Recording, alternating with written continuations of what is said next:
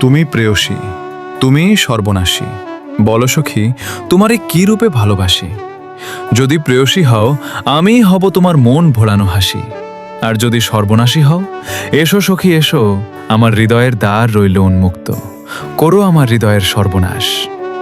তবু যেন সখী সবার শেষে রইব শুধুই তোমার, হোক না সে বাসর ফুলের সাজ বা আমার ধ্বংসস্তূপের হাহাকার। মারলে মারবে তুমি, আবার বাঁচব তোমারই ছোঁয়ায়। তাই নাই কোনো অভিমান, তুমিই প্রেয়সী, আবার তুমিই সর্বনাশী, এই দুই যে আমার প্রাণ।